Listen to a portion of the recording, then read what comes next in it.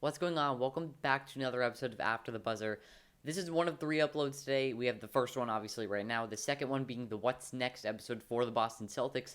And then another After the Buzzer for tonight's game between the Nets and Bucks. Since it's only one game, why not just throw it out there later tonight? But we start off with this game to say that the Clippers and Mavericks are going to Game 7. It's going to be a fun Game 7.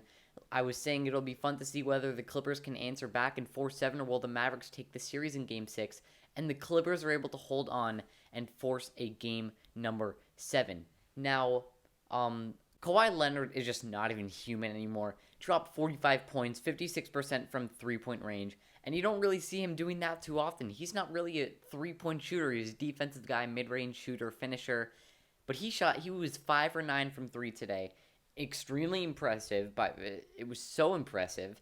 And he dropped 45 points, led the Clippers to the W over the Mavericks in an elimination game. Kind of saved Ty Lue's job after only. I mean, I'm not sure if they would have fired Ty Lue after 1 year.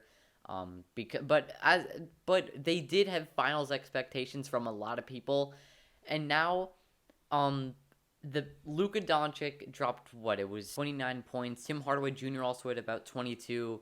And other than that, nobody was really scoring too much. Paul George on the Clippers side, he was doing a bit, but I think he was missing some free throws here and there. He was missing some big shots here and there. He was also making some big shots late in the game in the fourth quarter.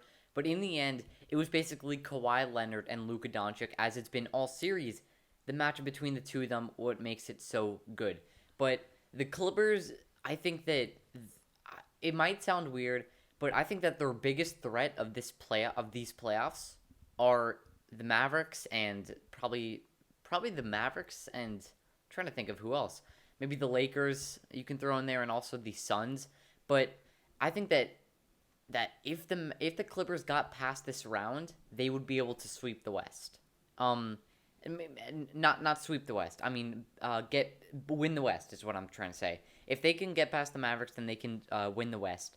But if they can't get past the Mavericks, I think that the Suns are going to win the West. Now, it might sound weird saying that if the Clippers can beat the Mavericks, then they're going to beat the Suns. But if the Mavericks beat the Clippers, they're going to lose to the Suns.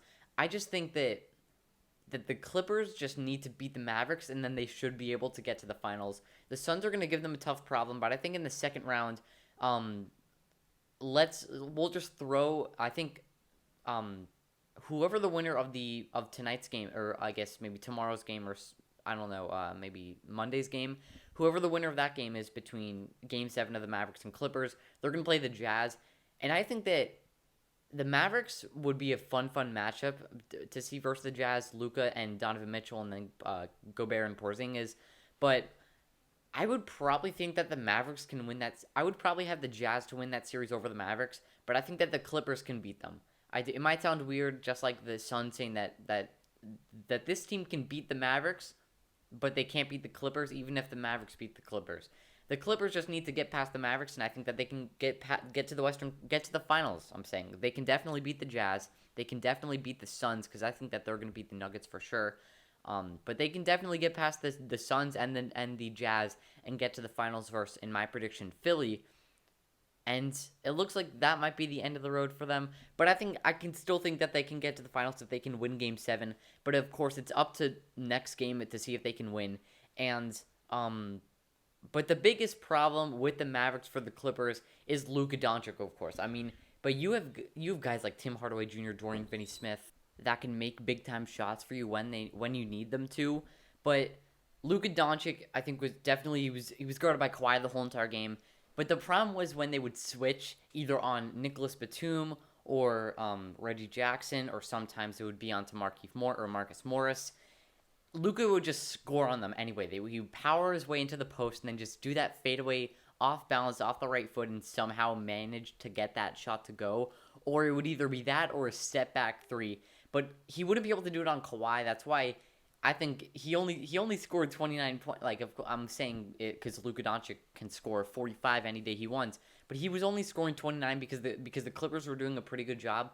As soon as they got the switch onto Marcus Morris or Reggie Jackson, they would force Luka to pass the ball up to Tim Hardaway or Dorian Finney-Smith or Porzingis or Jalen Brunson or whoever was on the floor.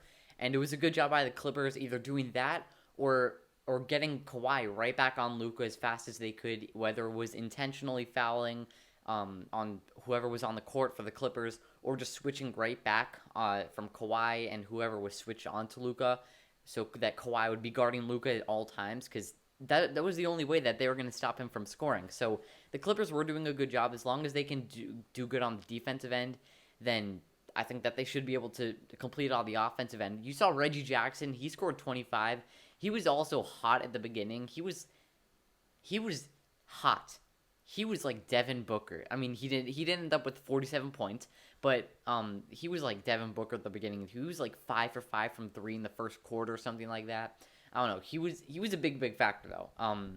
And that was a big reason why the Clippers were able to why the Clippers were able to stay in that game, because nobody was really